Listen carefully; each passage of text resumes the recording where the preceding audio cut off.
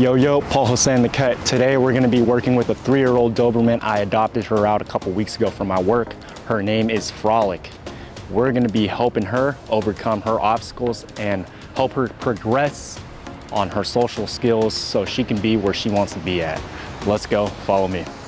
All right, y'all, so we are here in Frolic's apartment, and right now, for the first couple of days, she hasn't been able to leave the apartment.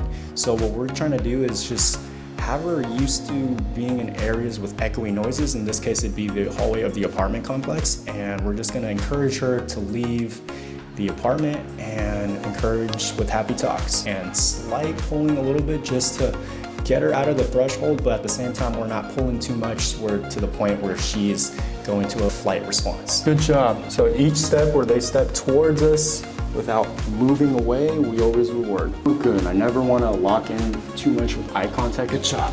So anytime if she kind of pulls back, we always kind of want to give her a little bit of free legs. So with like slight encouragement, like when we're kind of able to scoot her out a little bit, she started like even resisting a little more. We know that this is the threshold where she's like, be here for a certain amount of time each time, and then we want to restart. I know before we did like a minute or so being out here, or 2 minutes, but now we can increase the time. We're never gonna push her doing something that is impossible, but at the same time, we're gonna help her reach the best version of herself each time. Oh, here we go. Good job. So the main thing that we want to try now is having her hold this position at the same time, but she only comes back in when the parent, Jacob, gives her the okay. Yes, good job. Good, Frolic. Good. And notice there's no leash tension at all. Hold a second. When you're ready. Come, girl, come. Yes, let's go. Come. Good job. Come, girl. Here we go.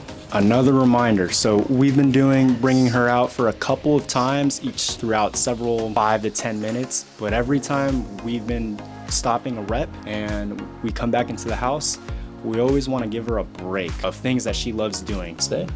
Okay, come here.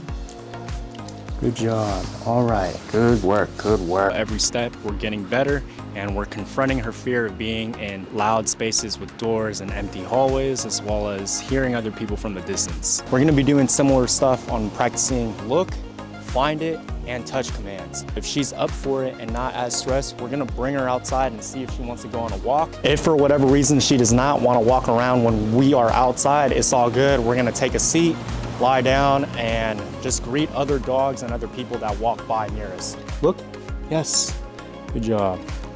Yes, very good, excellent, excellent. Of course, we're never gonna lean into them, even though she's kind of leaning back. I don't know if that's a sign of fear. The touch command, if for whatever reason she's not touching our hand, what we can do is have food, hide it around our thumb, and have her touch.